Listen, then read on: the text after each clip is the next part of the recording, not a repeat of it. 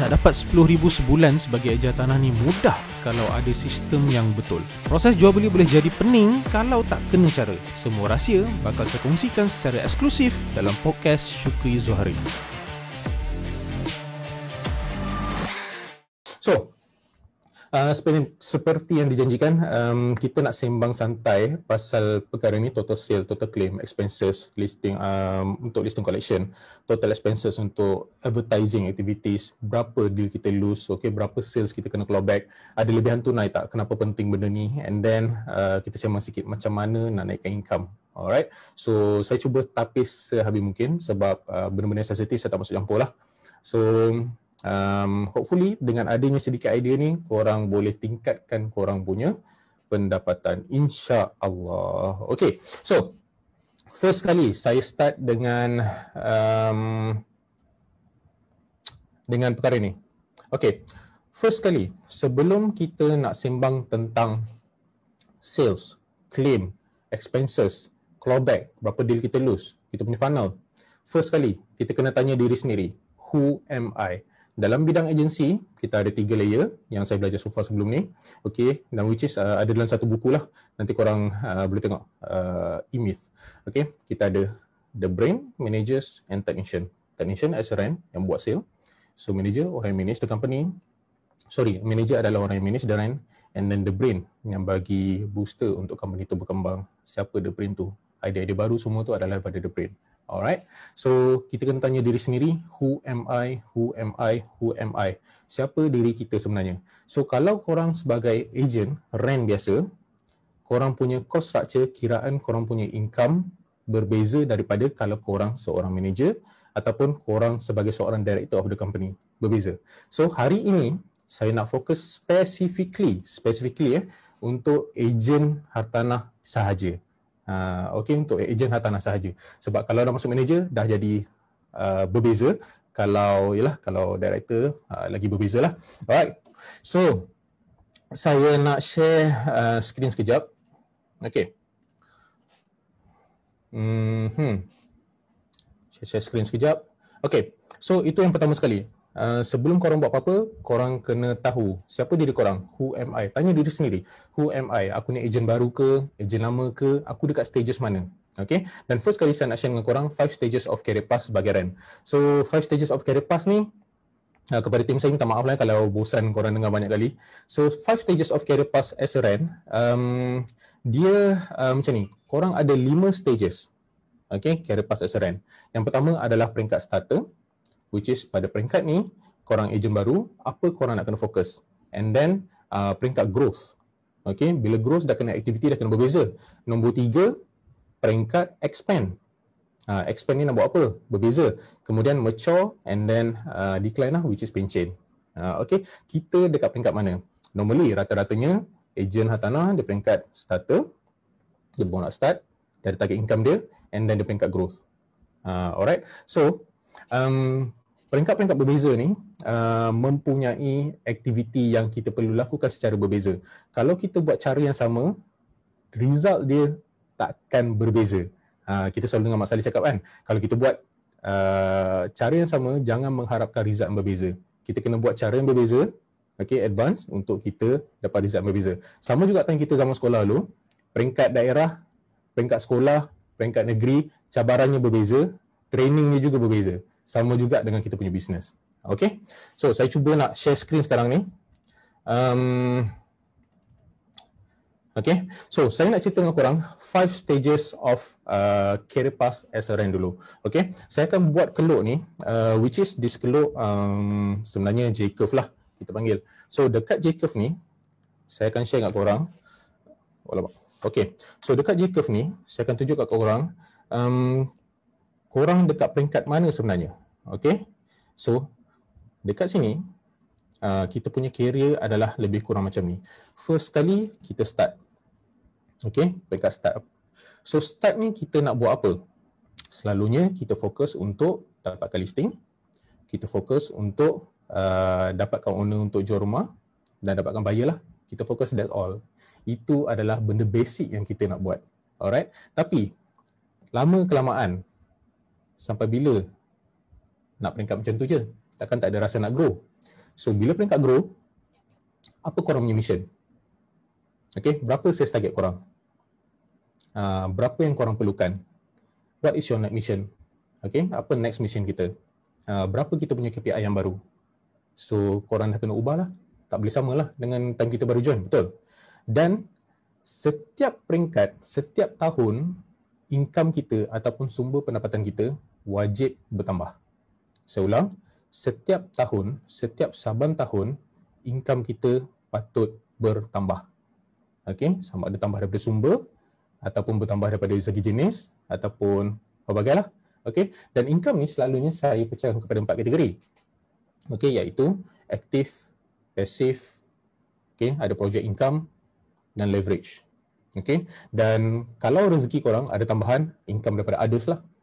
Others tu contohnya, income others ni contohnya korang dapat income daripada income others. Okay, income others ni contohnya masuk TV, korang bayar. So macam tu lah others income. Non-related to business pun sebenarnya. Normally others tu.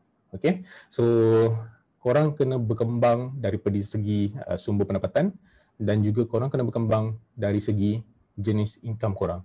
So kita ada banyak revenue stream. Okay, kita kena ada banyak revenue stream. So daripada setiap revenue stream ni menyumbang berapa total hasil kita. Alright, so kalau ikutkan kena ada banyak lah. Kita tak boleh harap pada satu sumber lah kan. So kalau berharap pada satu sumber, sangat-sangat bahaya. Sebagai contoh, kalau kita jual projek, kita berharapkan satu developer ni je yang bayar kita. Okay, katakanlah developer ni tak bayar. Habis semua income kita setahun tu. Okay, sebagai contoh. Alright, so hari ini saya nak cerita tentang peringkat ini ke sini sahaja. Okay, kepada mereka yang baru start dan kepada mereka yang nak grow. So kalau grow nak ke expand tu dah lain. Itu dah topik lebih panjang lah. Alright, so kita start dengan dua peringkat ni sahaja. Peringkat start dan juga peringkat growth. Alright, so yang pertama, okay, bila kita buat sales saban tahun, saban bulan, perkara pertama yang kita kena tengok adalah yang pertama sekali, kita kena tengok kita punya total sale. Okay, total sales kita berapa?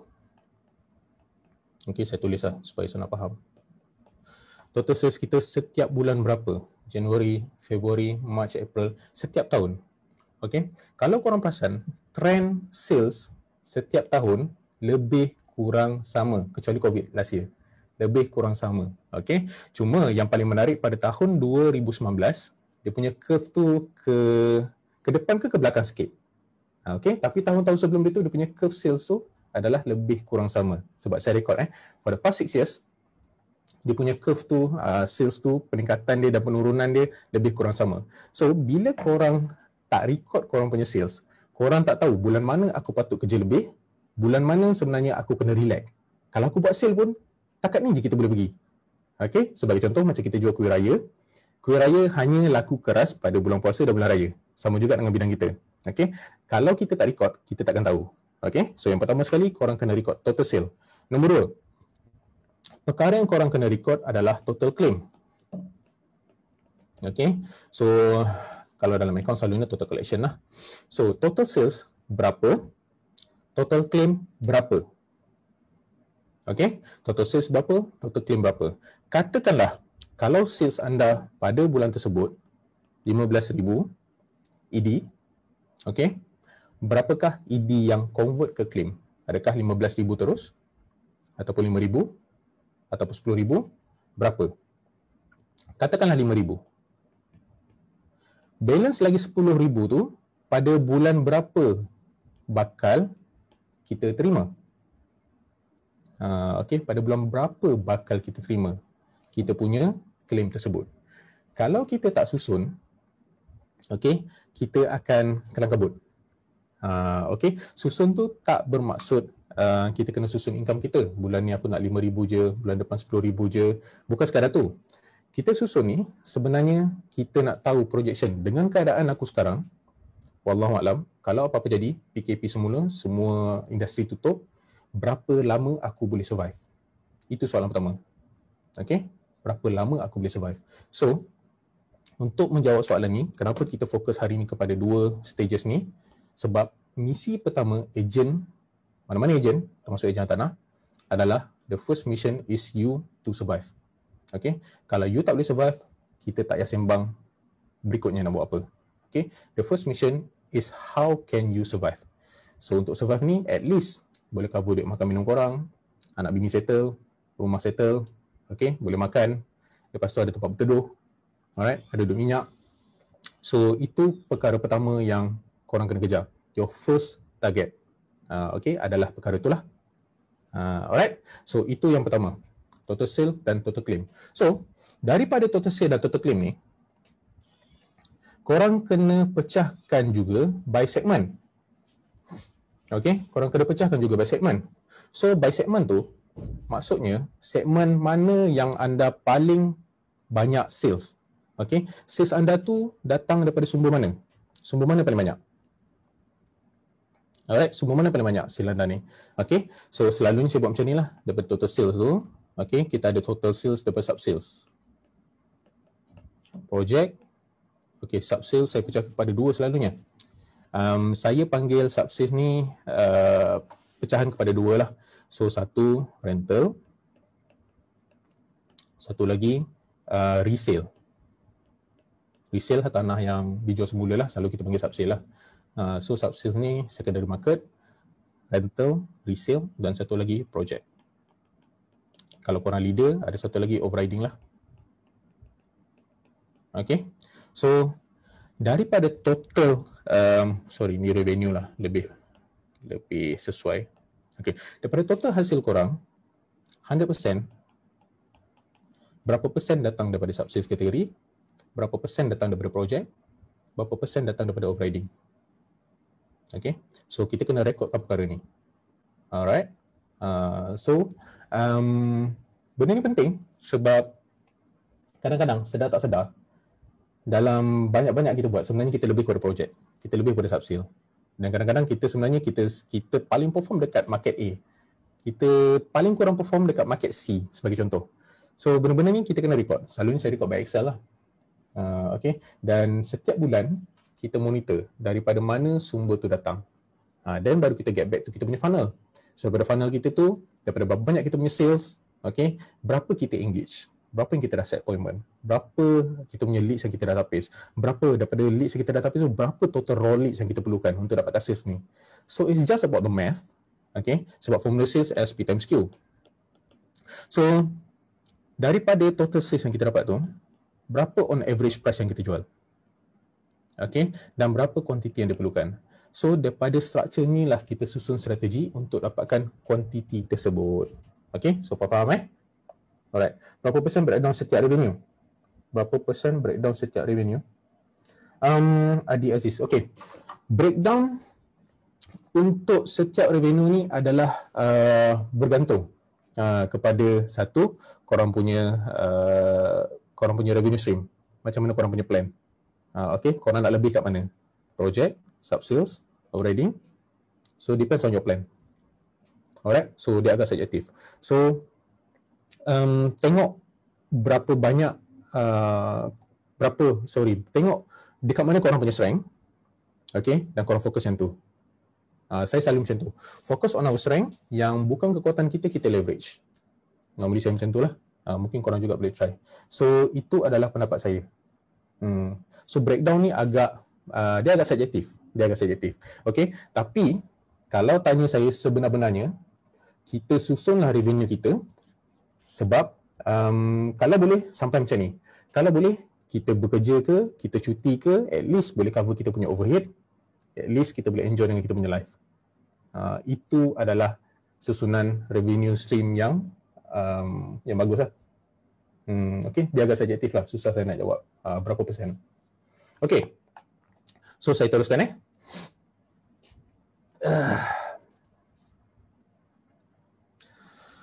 Okay, so itu adalah berkaitan dengan sales dan juga claim.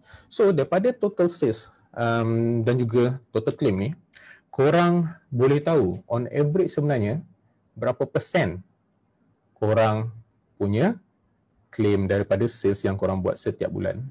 Okay, berapa persen? 100%? 50%? 30%? Okay, so daripada sinilah korang susun. Then korang akan nampak, oh sebenarnya aku mampu buat double. Cuba kita test, spend lebih. And then, daripada revenue ni, baru korang tolak ni lah untuk cost ni, untuk setiap jualan kita kena bayar principal kan? Sorry, bukan kita bayar principal. Kita ada agihan kepada principal. So, tolak kita punya percentage to the company. Okay, untuk setiap sale. So, kita punya cost of sale yang tu lah. And then kita dapat gross profit. Okay, so gross profit berapa? And then kita tolak expenses. So daripada sinilah kita check dekat mana tempat yang kalau kita spend lebih, dia mendatangkan income kita, revenue kita dekat atas ni. Dan kita kena test juga. Kalau tak mendatangkan revenue, what is wrong? Apa yang tak kena? Dan bila kita perlu cut off? Okay, so daripada total expenses ni jugalah baru kita sembang tentang ROI. Tak boleh kita kat sini. ROI. Kena keluarkan daripada structure ni. Alright, baru kita sembang on ROI. So, setiap 1,000 kita spend untuk projek, berapa commission yang kita terima? Berapa sale yang kita dapat? Dan baru kita cerita tentang ROI lah. Alright, so katakanlah kita spend, tak ada return. Bila kita kena cut off? Saya percaya, betul. Memang kita kena percaya pada rezeki. Saya faham. Tapi, on the strategy side, on the business side, korang kena tengok perkara ni. Okay, at one time, bila kita spend, tak ada return, takkan kita nak spend lagi. So, kita mesti ada limit. Bila kita nak cut. Ataupun kita kena adjust kita punya cara kita bekerja ataupun sistem yang kita tengah buat sekarang. Adakah sistem database kita tak kena, sistem marketing kita tak kena, kita punya strategi tak kena. So, kita tengok dari situ lah. Alright. So, untuk expenses pula, saya selalu pecahkan kepada beberapa, iaitu expenses untuk dapatkan listing. Okay. So, expenses untuk dapatkan untuk advertisement, untuk ads. Okay. So, satu lagi saya pecahkan untuk projek. So, sebenarnya tiga-tiga ni bawah advertisement lah. Advertising and marketing. Alright, sebenarnya. So, saya pecahkan lagi kepada 3. Okay. So, daripada setiap ni, berapakah ROI yang saya terima? Saya invest 1,000, saya dapat berapa in return? So, saya jenis macam tu lah. Dan korang juga mungkin bila korang buat macam ni, korang akan nampak, oh, dengan projek ni kita spend 500, dapat return dia banyak ni lah. Tapi kita spend dekat projek B, kita spend 500, tak dapat. Dan korang tahulah mana nak kena funnelkan duit korang tu. Kan? Sebab korang dah nampak mana satu ROI yang lebih bagus. Okay? So, itu berkaitan dengan expenses. Okay, so far ada soalan lain tak? Hopefully menjawab soalan ni Adi. Tak boleh nak cerita lebih berapa persen tu. Minta maaf lah. Okay. So,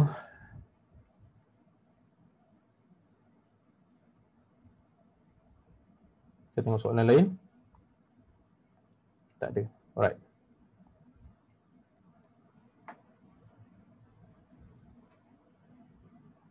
Okay, dan bila dari sini, korang akan nampak lah, korang punya clawback. So, berapa banyak yang korang kena clawback, berapa banyak korang deal korang lose. So, setiap bulan, setiap minggu korang kena monitor. Okay, dia takkan boleh, dia macam ni. Kalau kita tak monitor, kita tak tahu bila kita boleh berkembang. Okay, kita takkan tahu kita punya potential. And then, at one time, kita kena ingat, kita ni ada masa. Okay, kita ada masa untuk kita buat sale. Katakanlah kalau kita dah tak ada masa, apa kita nak spend dulu? Kita nak leverage on what? Kalau kita tak ada masa, kita kena leverage on system, kita kena leverage on people. Tak ada cara lain. Okay? So, kalau kita tak ada masa, korang kena keluarkan modal untuk leverage on system ataupun leverage on people. Okay? So, dia berbalik pada 5M1T lah, which is manpower, machine, method, material, money. Okay? So, benda-benda tu. So macam mana korang nak tahu kalau kita tak buat all this structure lah. Alright. Dan setiap bulan, okay, disebabkan kita cerita pasal actual versus target. So setiap bulan kita rekodkan berapa kita punya sales, berapa kita punya sales yang kita dapat bulan tu actual dan berapa kita punya target sebenarnya. Katakanlah pada tahun 2021 ni kita buat projection, kita punya target setiap bulan kita dapat dalam 15,000 AD. Tapi kita tak dapat 10,000 je setiap bulan. Sekarang Januari, Februari 10,000 je. Kenapa? Kita check balik. So dari sini kita check. Dari sini kita check. Kadang-kadang sebenarnya kita terlalu banyak makan dekat perbelanjaan untuk diri sendiri. Perbelanjaan diri sendiri itu sebagai contoh, kita spend untuk diri sendiri terlalu banyak, enjoy terlalu banyak, kita beli benda-benda mengarut, okay, untuk membantutkan perkembangan income kita lah. Sometimes macam tu. Okay, so kita tengok balik. That's why setiap benda ni kita record. Dan sekarang ada banyak apps untuk kita record kita punya pembelanjaan seperti sebagai contoh QuickBooks ataupun Niagawan. Korang boleh try lah apps-apps tu. InsyaAllah so far membantu. Okay.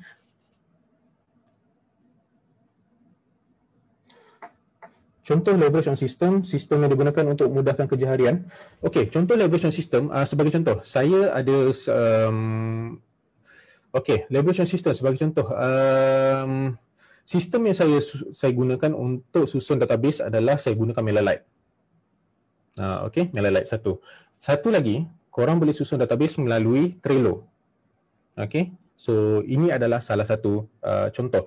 Katakanlah kalau korang ada staff, okay, korang juga boleh susun kerja staff ataupun monitor kerja staff melalui Trello ataupun Monday.com.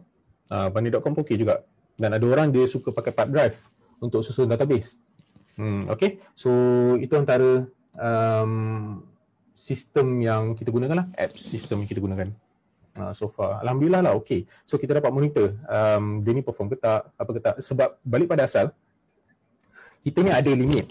Okay, kita sebagai rent kita ada limit sebab kita punya gaji kita based on man hour kita bekerja. Okay, so kalau kita masa kita terhad, kita kena leverage kepada orang lain, sama ada kita bagi cash to free ke, co-e ke, ataupun kita hire staff. Okay, tapi kita kena buat kira-kira. Kalau kita hire seorang staff untuk diri kita, berapa persen kita boleh meningkat, berapa persen kita punya sales boleh meningkat, berapa banyak revenue kita boleh meningkat, berapa banyak hasil kita boleh meningkat. Okay, kita kena check benda tu. Katakanlah kalau staff tu tak perform, apa nak kena buat? So macam tu lah. Dan dia menjawab soalan, ada seorang tanya saya, ejen ni boleh ke hire staff? Okay, so saya tanya balik. Okay, perasan tak brand-brand besar sebagai contoh BMW, Mercedes, dia ada ejen yang besar kat Malaysia. Sebagai contoh BMW dia ada Auto Bavaria, Ingress Auto, lepas tu satu lagi, Cool Automotive. This is diorang punya ejen yang paling besar. Mercedes, Cycling Carriage, Hubseng, NZ Wheels. Okay, so ejen pun boleh jadi staff, tak ada masalah. Cuma korang kena susun lah, kalau korang hire staff tu, apa kerja yang kalau beban korang boleh kurangkan dan berapa banyak sales korang boleh meningkat. Jangan ambil staff just for untuk ada masa semata-mata. Okay, masa yang lebih tu kita enjoy. Sayang lah kat situ. Alright, so kita tak fully utilize. Okay.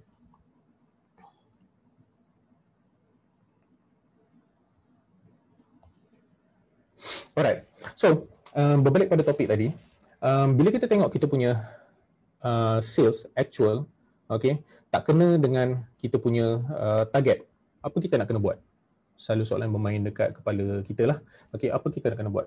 Kalau sales kita actual tak kena dengan kita punya target. Okay, nombor satu, selalu apa yang saya buat adalah, ni secara spontan saya tengok balik saya punya sales funnel. Okay, saya tengok balik saya punya sales funnel, apa tak kena.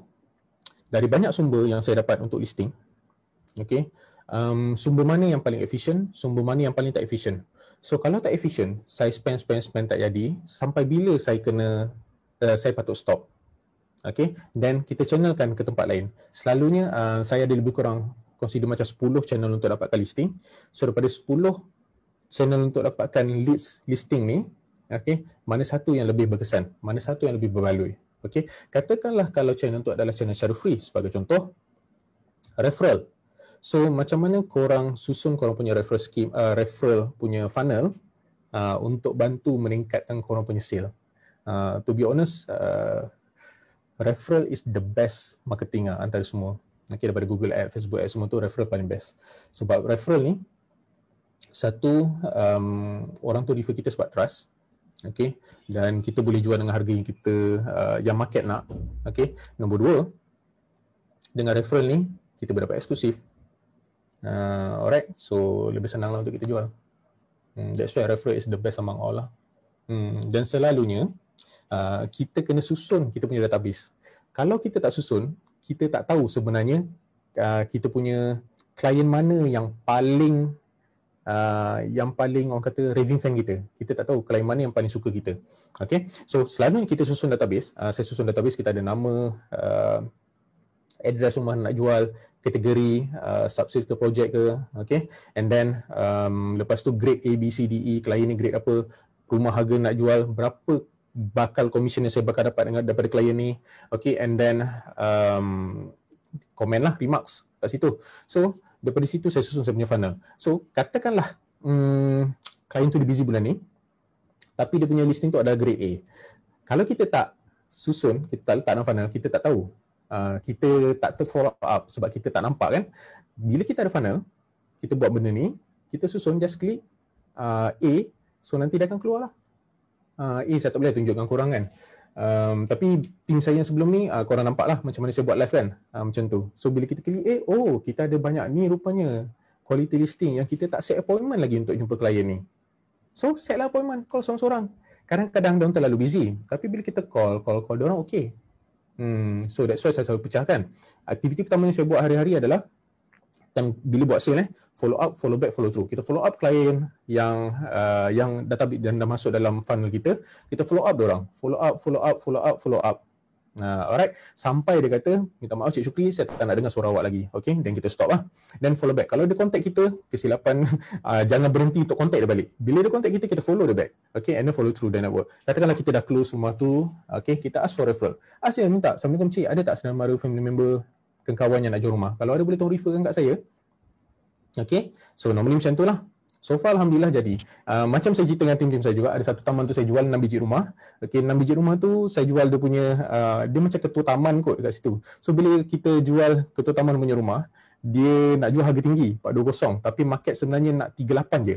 Ejen lain cuba nak propose 38 tak dapat, tapi saya dapat. In the end saya jual rumah dia 36 sebenarnya. So bila dah jual 36, dah dapat 2, jual 36. Dia tolong referkan dekat penduduk taman tu, and then taman-taman jiran-jiran dia jual dengan harga yang market nak.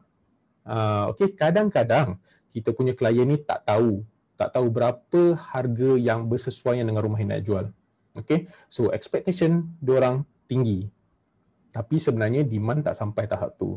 Dengan referral, saya cakap dengan referral kita boleh bantu diri kita untuk jual property tu dengan harga yang kita nak. That's why utamakan referral. That's why perkara pertama saya buat selalu adalah follow up, follow back, follow through. Alright. Then benda tu boleh meningkatkan kita punya sale. Kita sembang pasal tadi lah, macam mana nak meningkatkan sale kalau tak kena. Okay, kita try sumber-sumber yang free dulu. Sebagai contoh, referral. Okay, and then apa lagi? Facebook group untuk dapatkan listing. Lagi apa lagi? So kita senaraikan lah, daripada free sampailah berbayar. Kita try yang tu dulu. Sebab saya yakin setiap rent ada banyak masa. Kalau korang fokus 2 jam, 3 jam untuk kerja setiap hari, mustahil lah tak achieve target. Minta maaf lah. Itulah kebenaran dia. Okay?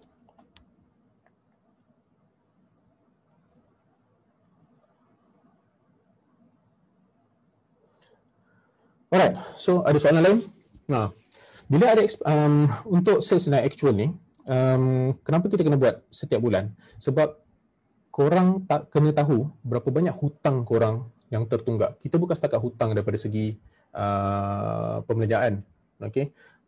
Kita tak bayar bil api lagi, bil air lagi, ataupun kita tak bayar internet ke apa ke. Okay? Bukan setakat tu. Dalam sales juga, kita kena ada elemen hutang. Hutang tu maksudnya kita target 20,000 tapi kita dapat 10,000. So another 10,000 is hutang. So kita panggil variance kat situ. Actual minus target bersamaan dengan variance. Terlebih ke terkurang. Terkurang nak buat macam mana? Laju sangat pun hati-hati. Apa nak kena buat? Nak susun macam mana? Tiba-tiba kita buat projek, sale tu banyak sangat masuk. Sekali kita buat seminggu 30 biji masuk. Macam mana nak buat? Nak spend apa? Nak beli apa? nak beli sistem untuk susun, nak hire staff untuk manage, apa kita nak buat? Alright? Hire staff pula sama ada kita nak hire staff tu secara permanent ataupun secara part time ataupun on project basis. Kita takkan tahu, kita takkan ready kalau kita tak record setiap tahun. That's why record ni sangat penting. That's why kita tengok dia punya trend sales tu setiap tahun sebenarnya lebih kurang sama je. Dan seperti yang saya cakap sebelum ni dekat tim, kadang-kadang kita happy dengan gaji 5,000. Bila gaji 20-30 ribu kita tak happy, tak ada masa, terkejar-kejar. So dia depends on masing-masing. Kadang-kadang kita kena tahu cara untuk menguruskan database, cara untuk menguruskan kerja, supaya kita tenang, tenang, tak kelang kabut, relax kan, santai. Tapi kalau kita nak hit, kita nak kejar, kita akan hit. Itu baru best. Berjual beli property. Okay.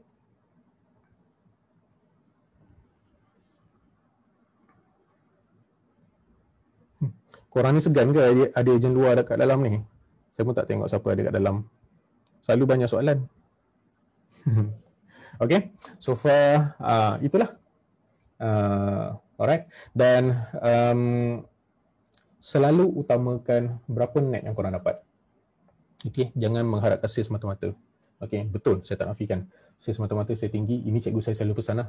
Cikgu saya, salah seorang dia, Cik Saha, saya banyak belajar berkaitan dengan structure company daripada dia. Saya banyak belajar daripada funnel semua tu, daripada Russell Brunson, Peng Joon, daripada Patrick Chan. Saya lepak Muhammad Patrick Chan dulu kan. So kita banyak belajar daripada dia lah. How to manage the funnel, how to manage clients. Tapi on technical, so far korang boleh follow lah juga Cik Saha tu, one of the best lah. One of the best. Okay, so dia remind semua orang, dan even sebenarnya benda-benda ni kita dah belajar dekat universiti dulu. Cuma bila daripada seorang usahawan, dia cakap kat seorang salesman atau usahawan, dia sampai tau, dia macam sentap, oh lama tak buat lah benda ni. Okay, so padahal benda tu kita dah belajar dah 4 tahun kat universiti tu. Dekat sini baru kita buat sebab tersentap kan. So penting lah. Dan perkara yang paling penting adalah kita jangan fokus on sales mata-mata. Kita juga kena tengok berapa net yang kita dapat.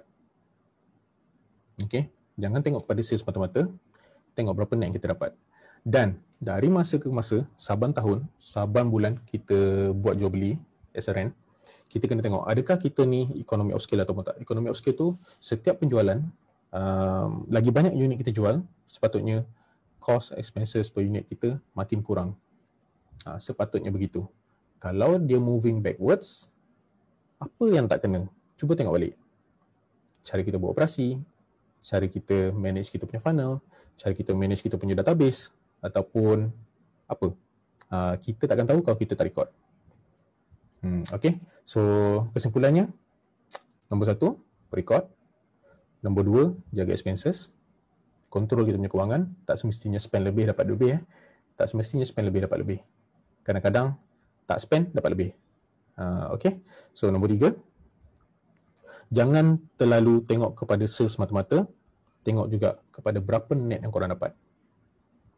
Okay, dan daripada sales tu, okay, at one time, sama juga dengan agent lain, at one time korang akan rasa macam mana aku nak break through the next, orang kata the next support this is the support kan. Macam mana kita nak break the next support tak lepas-lepas. Kita buat 10,000, 15,000 je. Macam mana nak break 15,000 ni? Nak break tu tak boleh. Kalau break, kata, aku boleh break. Tapi bila aku buat 20-30,000, aku tak ada life lah. Macam masa dengan anak lebih kurang, lepas tu terkejar-kejar, lepas tu tak tenang. Okay? Then, korang akan tengok apa yang tak kena. Alright? Daily routine. Okay. Kalau daily routine, so far Nazmi, kalau daily routine, first kali, kalau sebagai sales people lah, kalau tengah bersungguh-sungguh buat sales, first kali selalu pagi bangun pagi, exercise, korang mengaji lah apa semua dulu, then terus exercise. Exercise sama ada pergi gym, swimming, selalunya 2 benda ni lah. Kat Instagram tu yang saya ambil gambar swimming pool tu, memang selalu pagi-pagi swimming lah, pukul 7, 6.30 lagi swimming lah. Okay, so itu the first thing yang kita buat. Nombor 2, balik rumah, mandi, the first thing yang saya buat adalah saya blast. Saya blast untuk follow up. Okay, follow up dan juga untuk collecting new data. So kita ada sistem, saya pakai sistem saya tu, follow up, semua pergi mandi siap semua. Saya habis mandi je, sistem saya dah follow up semua klien saya. Okay, and then lepas follow up kita follow back. Klien yang pernah contact saya dulu, saya contact dia balik, tengok siapa contact dia balik. Siapa yang PM kita, contact kita directly tu, kita contact dia balik. Okay, kadang-kadang kita terlupa. That's why selalu ni kita letak dalam Excel lah. Klien tu cari kita ke kita yang cari klien tu. So kalau klien tu cari kita, kita lagi kena jaga yang ni. Okay, dan follow through lah. Follow through ni kemudian last kali. So apa saya buat selain pada dua ni adalah saya fokus kepada case-case ataupun funnel yang boleh menambah income saya dengan lebih cepat. Okay, so orang kata cash flow, cash is king kan. So utamakan sales ataupun funnel klien-klien yang boleh mendatangkan income kita dengan lebih cepat. Okay, sebab mana-mana aktiviti sale sebenarnya dia punya mantra adalah collect duit cepat-cepat. Collect duit cepat-cepat. Bayang sonso. Bayang sonso tu contohnya, kalau korang ada run ads, Facebook, bajet RM5,000, okay, dapat claim RM5,000, janganlah bayar terus. Dekat korang punya credit card tu RM5,000. Cuba bayang sonso dulu. Then katakan kalau korang bayar RM500 sebulan, ada lagi RM4,500. RM4,500 tu boleh tak jana lagi korang punya sale? Kalau boleh jana, okey. Ngam lah. So daripada situ korang berkembang. Contohnya lah macam saya pakai credit card kan. So itu yang saya buat, run ads. Kalau tak kena, cut. Test benda baru. Test lagi, projek lain ke, benda baru, R&D ke. Saya banyak spend pada R&D. Okay, then itu yang seterusnya lah. And then last kali baru saya buat follow through. Follow through, kalau dah dua ni dah padat dah okey, patut ada masa lebih, buat follow through. Call lah klien lama-lama. Assalamualaikum tuan, ada tak family member, saudara mara, kawan yang nak jual rumah? So far alhamdulillah lah, benda ni berkesan. Sepanjang PKP saya dapat 6 case free. 6 case free alhamdulillah. Yalah, by referral. So korang boleh try lah. So far alhamdulillah lah, market kita besar. So nothing to lose lah kalau share. Okay. Apa Assalamualaikum, takbir. Okay. So apa Mr. Syuk buat bila target tak sampai or bila down? Okay. Bila target tak sampai, to be honest lah, saya bengang juga sebenarnya. Bila kita seorang yang sales driven, orang sales driven ni dari satu perangai tau, perangai buruk sales driven ni adalah dia baran. Okay, tapi baran ni you tengok on the positive side dia ataupun on the negative side. So kita ambil on the positive side. So on the positive side kita bengang lah, kenapa aku buat tak jadi, cuba kita tengok. Selain daripada keagamaan, which is tengok lah kita solat on time ke apa benda ke, kita ada buat salah dengan orang ke kan. So benda tu kita tengok juga. In the same time, kita bertenang, tengok balik. Segmentation aku ni betul ke tak? Contohnya segmentation. Contoh saya minta maaf lah kalau ada orang yang duduk dekat kawasan ni. Kita nak jual rumah dekat Sendayan. Okay, Sendayan, Negeri Sembilan. Rumah teres intermediate, orang nak jual RM800,000. Owner beli pun dah mahal. Okay, tapi kita study tak dekat area tu, ada ke orang nak rumah teres RM800,000? Segmentation. So kita tengok balik segmentation. Macam mana korang nak tengok? Korang boleh tengok daripada Bricks kan? Korang tahu kan Bricks? So boleh tengok Bricks.my tu. Dekat situ korang boleh tahu. So tengok segmentation. Betul ke tak? And then saya ni orang lain lah. Saya tak fokus untuk satu kawasan. Saya fokus untuk few kawasan. Okay, sebab bagi saya adalah don't put all eggs in one basket lah. Tapi few kawasan tu tak adalah jauh-jauh sangat. Sampai ke Perak, Kedah tu tak adalah. Okay, normally Klang Valley je. So saya fokus on few kawasan. So kadang-kadang saya punya jenis cara, saya banyak close dekat zone tu je. Contohnya zone belah utara Selangor kan, Sungai Buloh, Pucak Alam. Saya banyak bulan ni, saya banyak close kat situ je. Lepas tu katakanlah bulan lepas saya banyak close mana? Belah-belah selatan sikit. Kajang, Bangi kan. Saya jenis close macam tu. Bulan ni banyak kawasan ni je. Kalau Shah Alam, Pucak Alam, Sungai Buloh, bulan tu kat situ je. Saya pun tak tahu kenapa. Tapi segmentation saya macam tu lah. Okay, so itu yang pertama. Saya check balik saya punya funnel. Okay, nombor 2. Saya check balik satu funnel. Nombor 2, saya check balik sumber mana saya punya leads ni datang. Kalau katakanlah sumber leads tu listing owner, daripada saya listing owner ni datang daripada mana? Okay, listing owner ni datang daripada mana? Daripada Facebook, daripada Google, daripada Google My Business, daripada mudah.my, daripada iklan-iklan kita yang kita advertise. Okay, listing. Nombor 2, kalau saya advertise on Property Guru, property mudah.my, saya tengok juga dekat mana saya iklankan dan dia punya view berapa banyak. Okay, saya cakap tertegang lah dengan korang directly. On advertising untuk dapatkan buyer, saya sangat kedekut. Okay, saya lebih utama untuk dapatkan listing berbanding dengan saya spend lebih untuk dapatkan buyer saya. Tapi ada orang dia spend lebih untuk dapatkan buyer. Okay, macam saya berjaga-jaga. Sebenarnya dua-dua saya kedekut sebab kita nak tengok mana satu yang lebih efisien. Okay, dan make sure korang kena ada capping.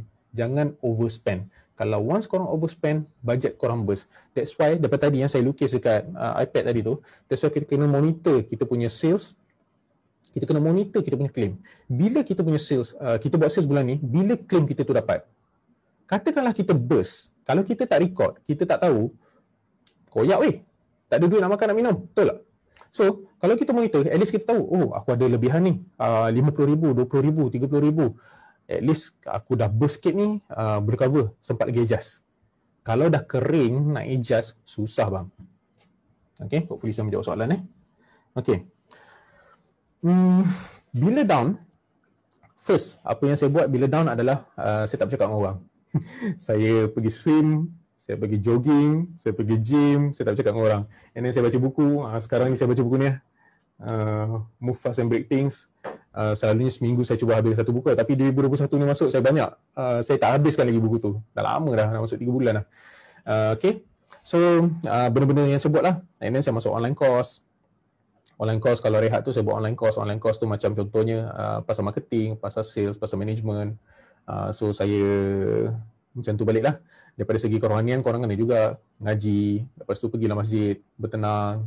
Okay, bertenang and then lepak-lepak dengan orang yang tak ada kena mana. Contohnya pergi kedai, kadang-kadang saya buat perangai pelik. Lepak kedai, just nak mengopi dengan orang-orang kat kedai tu. Duduk lah lepak dengan pecik-pecik tua-tua tu. Kadang-kadang best tau. Orang, bila korang mendengar nasihat daripada orang lebih tua ni, korang dapat banyak wisdom. So, diorang akan bagi pesanan kat korang, which is good. So, benda tu yang memotivasikan balik. Okay, memotivasikan diri kita balik lah. Normally saya buat macam tu lah, saya lah. Mungkin korang boleh try lah. Sebab bagi saya, seboleh-boleh as a salesperson ataupun korang berbisnes, kita kena self-motivated. Okay, kita kena ada self-motivated. Tapi tak nafikan, kalau kita dah down betul tu, ambil masa bertenang, relax. Then, step by step, tulis apa korang nak kena buat next. Okay, jangan buat tindakan dalam keadaan emosi tak stabil. Saya pernah buat dan saya menyesal, jangan. Okay, jahanam, relax dulu. Makan seorang. Satu month, satu book. Ayuh. Okay.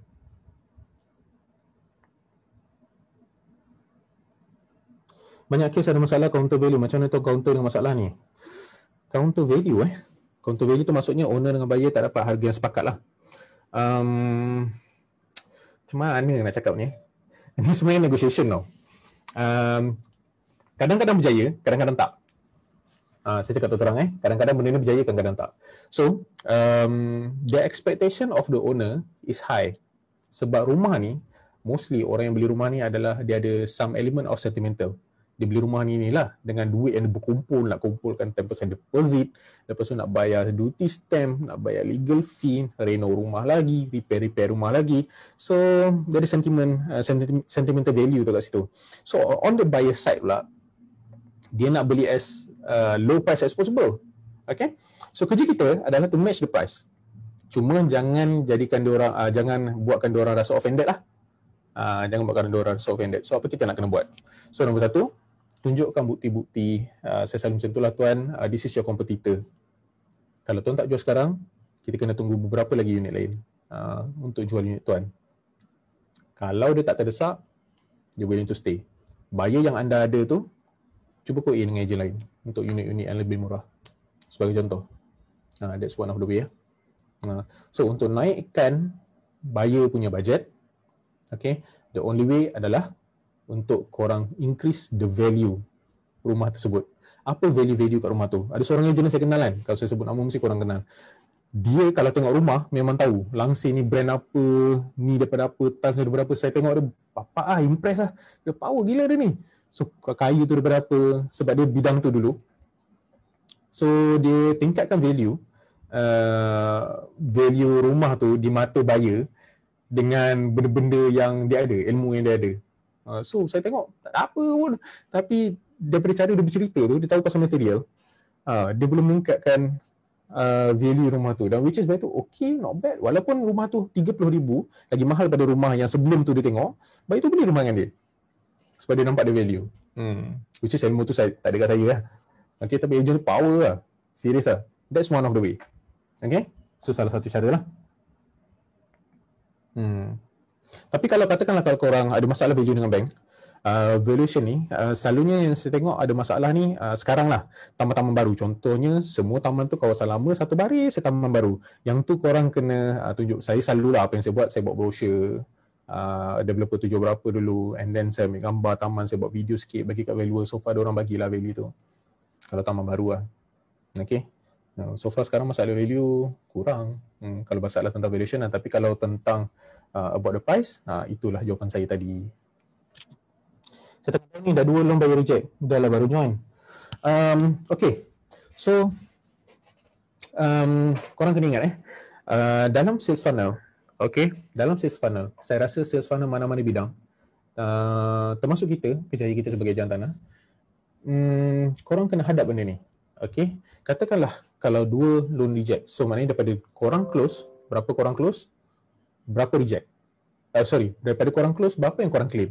So daripada raw leads tu, okay, daripada leads yang dah tapis, lepas tu korang dah engage dengan klien, dah set appointment, lepas tu daripada set appointment tu berapa yang close, okay, daripada close berapa yang claim. Okay, daripada funnel yang level ni, yang unaware kepada aware ni, klien yang aware korang ni, adakah ada orang referkan korang kepada orang lain. That's why funnel tu dia macam ni, dan bawah tu sebenarnya dia macam mana nak cakap, dia corong macam ni, and then corong dia ke tepi. Dia sepatutnya mengembang macam tu. Okay, so kalau loan reject, okay, kalau loan reject, cuba tengok balik. Kita boleh counter untuk bagi lulus ataupun tak. Kalau betul-betul tak boleh lepas, maknanya kita kena upgrade lagi ilmu kita tentang penapisan klien pasal banking. Yes it. InsyaAllah kita cuba train pasal tu lah. Macam nak tapis klien, macam mana nak tapis klien lah, macam nak tapis klien, macam dapatkan buyer berkualiti. So cuba try focus on that. Okay. Then kalau down, saya punya advice, jangan down lama-lama. Serius, orang kata tak baloi down lama-lama. Cuba tengok balik. Apa tak kena? Apa yang kita buat tak kena Kenapa kenapa apa yang tak kena Apa ilmu yang kita kurang?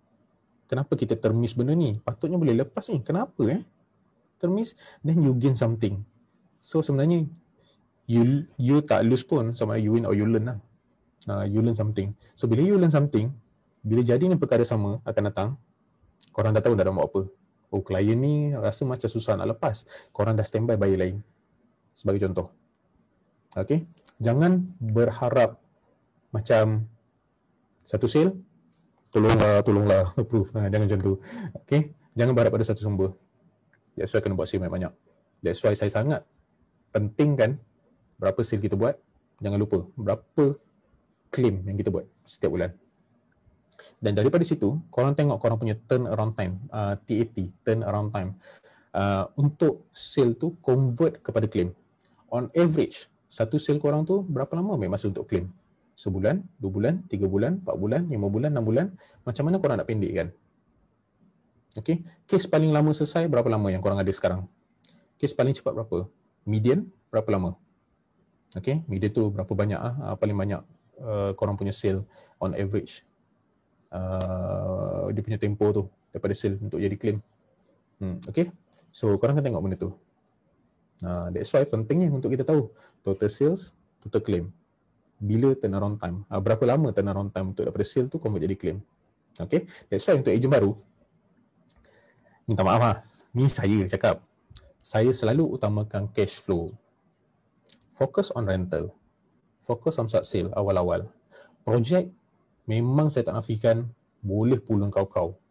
Okey, tapi utamakan cash flow. Yang paling penting ada duit makan, duit minum, duit minyak, family members ada duit makan, duit minum, tempat berteduh. Okey, settlekan family dulu. Hati tenang, then baru you boleh grow next. Utamakan cash flow dulu. And then daripada sales korang, macam mana korang nak tingkatkan income per klien? Okey, income kita daripada seorang klien. Servis cuci rumah. Okey, awal-awal nak malu apa? Okey, kita memang perlukan kewangan, kita memang perlukan duit kan. So, kita push diri kita sikit, kerja lebih sikit, cuci rumah, ambil upah. Then you dapat cash on the spot. Apa lagi? Referral, tak cerita lah kat sini ya. So, itu antara benda-benda yang korang boleh buat lah untuk tambah income. Cuci rumah ataupun apa, nak kontraktor repair rumah, then apa lagi? Benda-benda macam tu. Utamakan fast cash. Yang paling penting adalah for you to survive first. Survive dulu. Jangan nak fikir untuk jadi top sale dulu. Kemudian, the first mission untuk peringkat ejen hartanah baru adalah focus on survival. Cuba survive dalam masa 1 tahun. Korang survive, okay, break even dengan korang punya overhead bulanan, okay, just nice. Then, cuba plan. Next, what is your next target? Okay, apa next target korang? So, normally macam tu lah. Jangan berharap pada satu sumber, satu sales semata-mata. Sangat-sangat bahaya.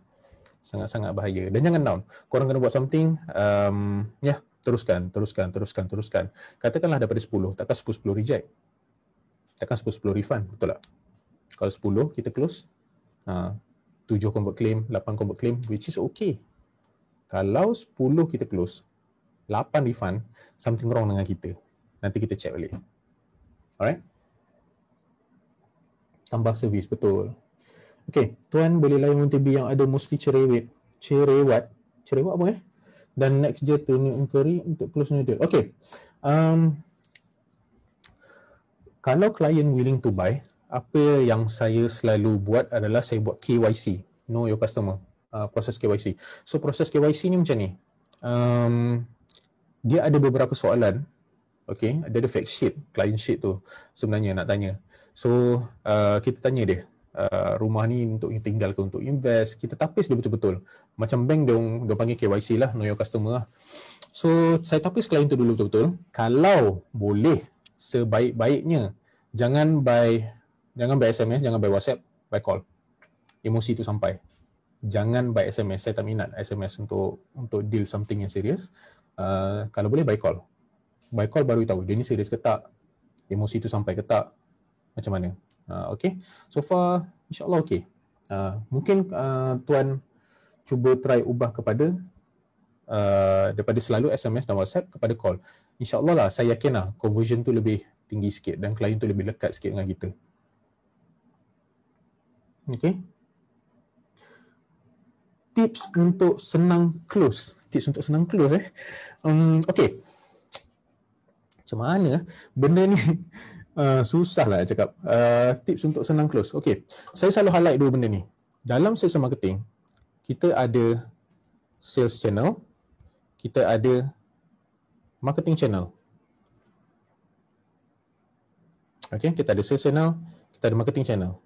So, apa tu sales channel? Apa tu marketing channel? Sales channel, okay, sales channel versus marketing channel. Okay, marketing channel sebagai contoh mudah.my, Property Guru, iProperty, okay, Facebook, Google, itu marketing channel. Sales channel adalah channel untuk datangkan sales kita. Nampak macam tricky sikit kan? So, sales channel saya adalah QA listing, QA yang boleh bantu kita untuk jualan cepat, referral. Okay, ini adalah salah satu sales channel yang berkesan. Okay, so untuk close banyak, antara aktiviti korang selain daripada iklan tanpa jaga korang punya costing, okay, saya punya advice hati-hati lah, jangan overspend. Betul. Betul orang cakap iklan dan terus iklan. Betul, saya tak nafikan. Betul. Tapi jaga you punya cost. Cuba senaraikan daripada banyak marketing channel tu, mana yang percuma, mana yang less cost, sampailah high cost. Okay, kalau tak ada budget, go for back to basic balik. Tengok mana yang paling murah, mana yang free, korang start dari situ dulu. Jaga cost. Okay, jaga cost. Okay, sales channel. Tambah quote listing. Dalam sales channel korang, berapa ramai yang ada dalam korang punya broadcast list? Berapa ramai yang ada dalam korang punya channel Telegram yang subscribe? Okay, yang masuk dalam common channel. Berapa ramai? Okay, berapa ramai jentera referral korang? Okay, macam network marketing lah. Network marketing ada 3 kan. Linear, binary dengan matrix. Yang tu saya tak nak cerita hari ni. So, macam mana? Your sales channel, berapa ramai? Berapa banyak sumber? Berkesan ke tak? Macam mana nak tambah QA partner? Networking. Berapa ramai QA partner yang kenal kita? Berapa ramai orang kenal kita? Kalau tak kenal lah buat apa? Buat isu ke? Cari gaduh? Takkan nak buat macam tu. So, macam mana nak bagi orang kenal kita? Buatlah e-pitch sebagai contoh. E-pitch, one of the basic thing.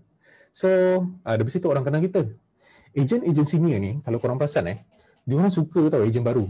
Serius, dia orang suka ejen baru sebab referral ejen baru ni selalunya ialah lebih fresh.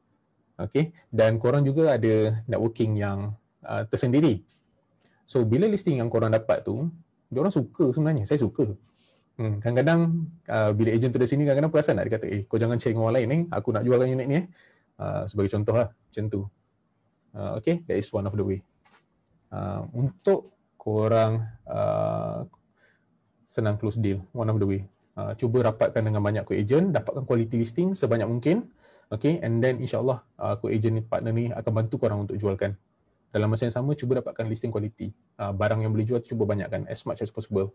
Okay, dan korang kena usaha keras lah. So daripada funnel tu, korang kena tengok daripada orang daripada market unaware,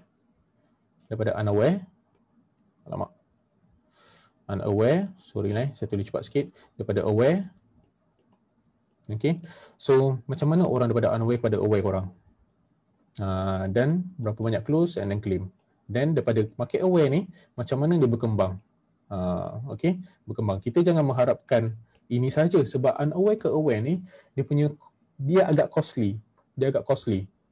Tapi bila orang dah aware kita untuk expand, insyaAllah dia lebih okay dan kurang cost. Of course. Okay, so cubalah try. Tambahkan marketing, tambahkan sales channel, dapatkan quality as much as possible, buat e-pitch, contact networking, kontak saudara mara, family member, kawan. Assalamualaikum bro, aku dah jadi ejen tanah. Ada tak kawan kau, family member, office mate yang nak jual rumah? Saya pernah dulu saya test dengan budak saya. Saya call 30 orang. 30 orang tanpa kos tanpa modal Saya call 30 orang, saya dapat 12 listing, saya jual 7 daripada listing tu. Daripada referral. Call referral. Hello bro, ada tak kawan family member kau nak jual rumah? Sejam kita call lah. Hello bro, sama soalan. Benda sama. Hello bro, then letak telefon, apa khabar? Sorry bro, nak bagi tahu ni je, aku dah jadi ejen tanah sekarang. So, ada tak kawan kau, family members dan orang yang nak jual rumah? Kalau ada, boleh tolong refer tak? Terima kasih So, kita berbudi bahasa macam tu lah. Call lah. Selama 2 jam, korang call lah. Call je, diorang okey. Dan sebenarnya, kawan kita, saudara mara kita ni, kalau dia tengok kita kerja keras, usaha keras, diorang okey untuk tolong. Market property besar, diorang okey untuk tolong, no worries. Call je. Assalamualaikum bro, ada tak kawan family member yang nak jual rumah? Kalau ada boleh tolong refer. Normally macam tu lah. So far insyaAllah okey. Cuba try tu beberapa tips lah yang saya bagi, hopefully membantu Encik Ariel. Okey, soalan lain kejap. Okey. So, itulah. Bila tengok kita punya, berbalik betul kepada topik kita balik So bila kita tengok kita punya sales budget, kita punya target versus actual, okay, kita jangan menggelabah kalau tak achieve target. Dan kalau tak achieve target, kita jangan minta maaf lah. Kita jangan, macam mana nak cakap ni secara berhemah, kita jangan down dan berserah pada takdir. Inilah takdir aku, tak payahlah kejar lagi sales tu sebab dah tak dapat. Jangan macam tu. Korang kena tengok balik first, structure korang, funnel korang, tengok balik daripada mana sumber leads kita.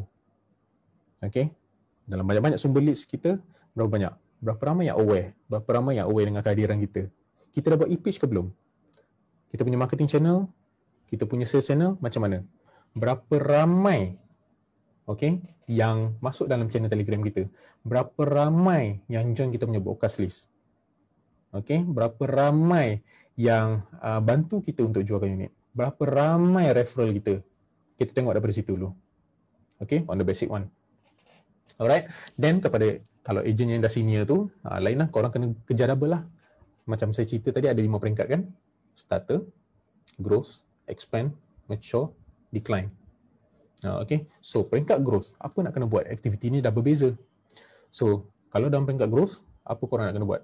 Kalau korang gandakan 2 kali ganda apa yang korang buat sekarang, hasil dia 2 kali ganda ke tak? Kalau tak, kenapa then baru kita tengok plan kita. Tengok kita punya market segmentation, marketing strategy, macam mana kita operate kita punya business, perlu hire staff ke tak, lepas tu apa kelemahan kita in-shop sendiri ke, orang suka ke tak dengan kita, then baru kita tengok macam tu lah. So far insyaAllah korang punya grow tu cantik lah, cun lah. So far Alhamdulillah lah. Sebab benda ni, apa yang saya share ni, kalau nak sebut nama menti-menti ni kan terkejut doang. So yelah, apa yang kita share ni adalah something yang proven. So far Alhamdulillah kalau korang buat, insyaAllah menjadi. Apa-apa pun jangan emosi. Maksud saya, kalau tak achieve something, tak dapat something, korang spend lebih. Jaga expenses. Bertenang, tengok dulu sumber mana yang free. Korang try gunakan medium-medium yang free ni dulu sebelum guna yang berbayar, yang lebih mahal. Kalau tak cukup masa, nak double up dah buntu, cuba bertenang, cuba try leverage on people, leverage on system. Sistem apa yang korang perlukan sekarang? Katakanlah korang lemah daripada susun database. Belajar YouTube. Macam mana nak susun database secara efisien? Macam mana nak susun klien? Berapa banyak kita punya klien yang sebenarnya diorang ni memang suka kita, tapi kita tak follow follow through diorang. Kita tak minta referral, follow up, follow back, follow through kan. Kita tak minta referral pada diorang. Kan rugi tu. Sebenarnya diorang okey je. Kata, oh Cik Syukri ada lah. Saya memang nak recommend Cik Syukri. Tapi itulah saya risau Cik Syukri ni busy. Kadang-kadang diorang rasa kita ni busy. Padahal tak busy mana pun. So bila kita cakap macam tu, so far insyaAllah diorang okey. Alright? Kita minta je, jangan malu. So pagi-pagi buat follow up, follow back, follow through. Dalam masa 2 jam, cuba try call klien, ask for referral. Diorang okey insyaAllah. Kalau korang rasa nak tingkatkan sale, cuba tengok marketing channel, sales channel, insyaAllah so far membantu. On bukti-bukti tu, macam saya punya sendiri database tu, tak sesuai lah untuk saya share dekat awam kan. Tapi dekat group direct saya ada share lah. Macam mana kita buat database directly, macam mana susun live on call, saya ada buat lah. InsyaAllah nanti kita akan buat lagi lah live call dalam masa sejam kan. InsyaAllah kita buat lagi.